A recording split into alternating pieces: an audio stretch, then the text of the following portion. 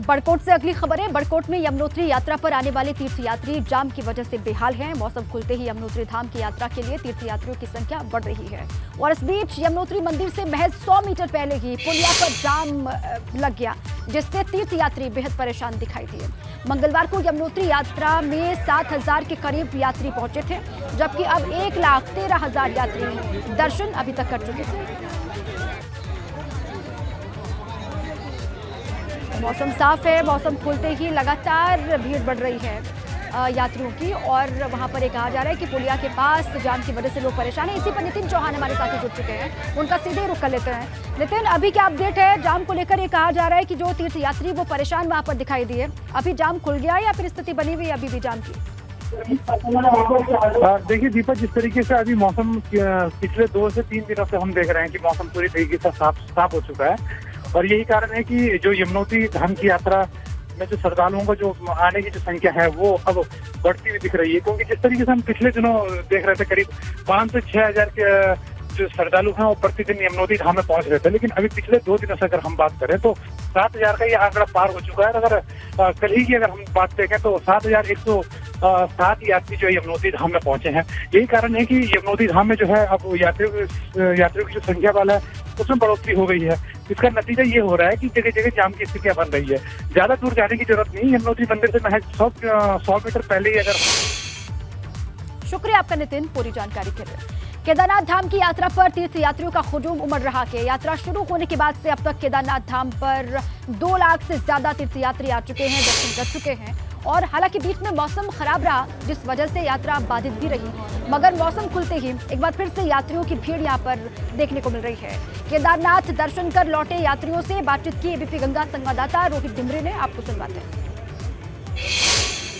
केदारनाथ धाम की यात्रा में हजारों की संख्या में तीर्थयात्री पहुंच रहे हैं। देश के विभिन्न कोनों से यहाँ पर यात्री पहुंच रहे हैं, काफी कठिन परिस्थिति से गुजर रहे हैं, पर लेकिन उनमें उत्साह कम होने का नाम नहीं ले रहा। बाबा की आस्था उनमें देखी जा रही है।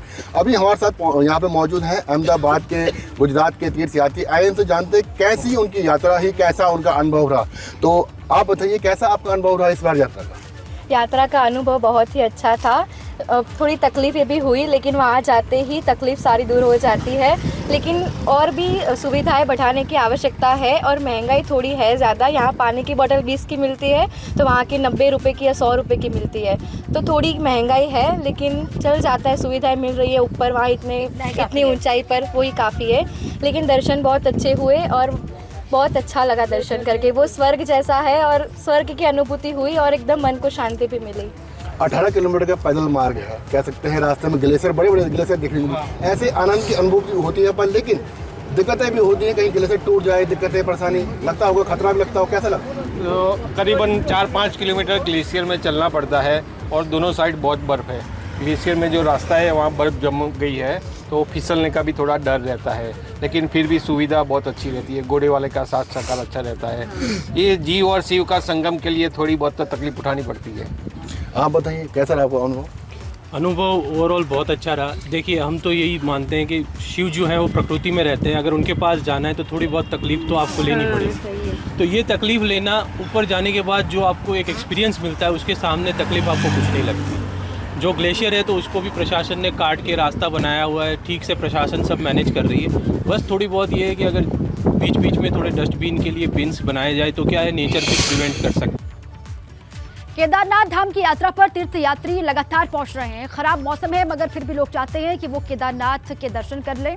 रुद्रप्रयाग के डीएम का कहना है कि बेस कैंप कैश लेकर केदारनाथ मंदिर के आसपास 8 से 10 हजार यात्रियों के रुकने की व्यवस्था की गई है। बेस कैंप से वो कहना चाह रहे हैं, बेस कैंप से लेकर के केदारनाथ मंदिर के आसपास 8 से 10 हजार यात्रियों के रुकने की व्यवस्था की गई है। ये डीएम ने जानकारी दी। केदारनाथ धाम में टेंट जीएमएन के द्वारा जो लगाए गए उसमें करीबन 3,000 लोग अभी विश्राम कर सकते हैं। उसके अतिरिक्त प्राइवेट लोगों ने भी टेंट लगाए हैं, उसमें भी करीबन 2,500 से 3,000 लोग विश्राम कर सकते हैं। और जो हमारी होटल, लॉजेज, धर्मशाला आदि जो अन्य चीज़ें हैं उसमें भी 2,500 से 3,000 लोग रह सकते हैं। तो कुल मिलाकर अगर आप केदारनाथ से लेकर बेस कैंप तक की बात करें तो 8 से 10,000 लोग मैक्सिमम वहाँ पर रह सकते हैं। उत्तराखंड में मौसम साफ होने के बाद चारधाम यात्रा में श्रद्धालुओं की संख्या बढ़ने लगी है। लगातार रजिस्ट्रेशन का आंकड़ा भी बढ़ रहा है। हालांकि केदारनाथ धाम के लिए 15 मई तक रजिस्ट्रेशन पर रोक लगी हुई है, लेकिन अब तक तकरीबन 26,68,000 के करीब श्रद्धालु पंजीकरण करवा चुके हैं और चारों धामों में अब तक 5,86,000 श्रद्धालु भी दर्शन कर चुके हैं। उत्तराखंड में मौसम साफ होने के बाद चारधाम यात्रा ने अब तेज गति पकड़ रही है और अब तक लगभग 5,86,000 श्रद्धालु चारों धामों में दर्शन कर चुके हैं। इस वक्त में जो यात्रा का कंट्रोल रूम है, जहां पर रजिस्ट्रेशन आप कराते हैं, उसके अलावा तमाम जो क्वेरी है वो आपको होती है, वो सभी चीज़ें इस कंट्रोल रूम में है। मैं वहाँ मौजूद हूँ। यहाँ पर आप देख रहे हैं कि तो तमाम कर्मचारी हैं वो यहाँ अपने अपने जो काम है उनका उस पर डटे हुए हैं। जो भी कॉल्स आ रही हैं उनको अटेंड कर रहे हैं और जो तमाम श्रद्धालु यात्री उत्तराखंड आना चाहते हैं उनको उनकी जानकारी दे रहे हैं, किस तरह से आप रजिस्ट्रेशन करा सकते हैं, कैसे आप चारधाम यात्रा पे आ रहे हैं तो किस तरह की चीज़ें आपको अपनाई जानी चाहिए, मौसम कैसा है, उस तमाम चीज़ों की जानकारी यहाँ देते हैं। तो ये सभी चीज़ें आप यहाँ पर देख रहे हैं। अब तक लगभग जो रजिस्ट्रेशन है वो 26,68,000 के करीब श्रद्धालु चारों धामों में यात्रा के लिए रजिस्ट्रेशन करा चुके हैं। और एक आप स्क्रीन देखेंगे तो यहाँ पर चारों धामों की जो लाइव स्क्रीन है वो यहाँ नज़र आ रही है। इससे यात्रियों की संख्या भी काउंट होती है। हेड काउंट, ये कैमरे लगे हुए हैं, उनसे यात्रियों की संख्या यहाँ पर काउंट की जा रही है। चारों धामों की लाइव स्क्रीन यहाँ पर आप नज़र आ रही होगी। यात्री कितने आ रहे हैं, कितनी संख्या होती है, वो सभी चीज़ें यहाँ पर की जा रही हैं और क्या व्यवस्थाएं होती हैं, किस तरह की चीज़ें आ रही हैं क्वारी के लिए। उसके लिए हम यहाँ प्रदीप चौहान जो कंट्रोलर हैं उनसे बात करते हैं। चौहान जी, कितने रजिस्ट्रेशन हुए हैं और किस तरह से वर्क अभी चल रहा है, क्योंकि पिछले बार मौसम ख़राब हुआ था तो कुछ दिक्कतें आई? जी, अभी 26,85,000 लगभग रजिस्ट्रेशन हो चुके हैं चारधाम यात्रा के लिए और 5,86,000 लोगों ने अभी यात्रा कर ली है चारधाम की। यहाँ तमाम प्रकार की क्वेरीज आती हैं कि किस प्रकार से हम चारधाम यात्रा कर सकते हैं, कितना इसमें खर्चा लगता है और कैसे हम जा सकते हैं, पंजीकरण के क्या माध्यम हैं, किन माध्यमों से हम पंजीकरण कर सकते हैं। इसमें तो जो श्रद्धालु आना चाहते हैं, अगर वो पंजीकरण में उनको कोई समस्या आती है तो उनका निदान यहाँ से किया जाता है। 15 मई तक रोक लगाई गई है केदारनाथ यात्रा के लिए, ऐसा कुछ है या अभी यात्री कर सकते हैं रजिस्ट्रेशन? अभी जो पंजीकरण है वो रोक दिया गया है, लेकिन यात्रा निरंतर चल रही है। मौसम जब ख़राब होता है तो जो लोकल एडमिनिस्ट्रेशन है वो यात्रा को थोड़ी देर के लिए रोक देते हैं, क्योंकि वो यात्रियों की सुरक्षा के लिए आज से जो वहाँ व्यवस्था होती है उस पर कार्य किया जाता है। धन्यवाद। आप देखा कि इस तरह से अब यहाँ पर जो रजिस्ट्रेशन है उनकी प्रक्रिया चल रही है। 26,68,000 के करीब श्रद्धालु रजिस्ट्रेशन यहाँ करा चुके हैं। उसके अलावा कोई भी यात्री अगर कोई क्वारी चाहता है, उन्हें कहाँ रुकना है, कैसा मौसम है, किस तरह की दिक्कतें वहाँ हो सकती हैं, उन्हें कैसे आगे उनका समाधान करना है, उन तमाम चीज़ों की क्वारी इसी जो कॉल सेंटर है यहाँ से ले सकते हैं। और आप देख रहे हैं कि तमाम जो श्रद्धालु हैं वो लगातार कॉल कर रहे हैं और यहाँ के जो वर्कर्स हैं वो लगातार अपने कामों में जुटे हुए हैं। तो कह सकते हैं कि यात्रा, क्योंकि अब मौसम साफ होने के बाद तेज़ गति पकड़ रही है, पीक पे यात्रा है। मई और जून का महीना सबसे ज़्यादा यात्रियों का होता है, यहाँ पर यात्री आते हैं, उस लिहाज से यहाँ पर भी उसी हिसाब से वर्किंग की जा रही है। और चारों धामों में बात की जाए तो लगभग 5 लाख से ज़्यादा श्रद्धालु अब तक दर्शन कर चुके हैं। देहरादून से अपने सहयोगी महमूद रावत के साथ पंकज राणा, एबीपी गंगा।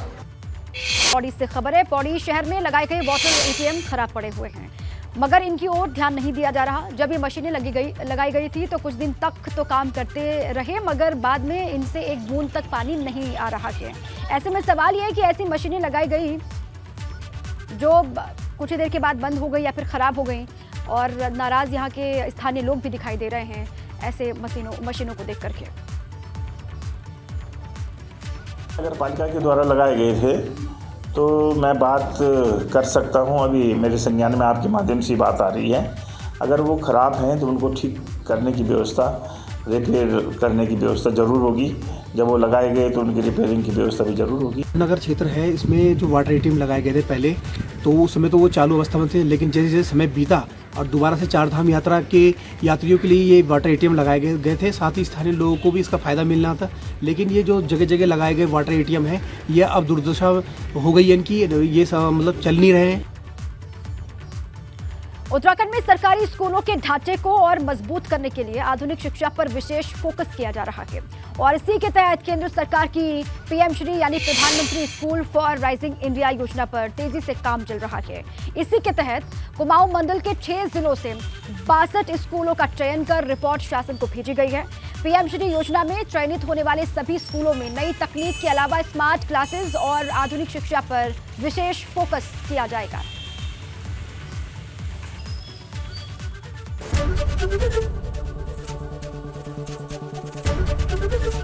एबीपी गंगा, खबर आपकी, जुबान आपकी।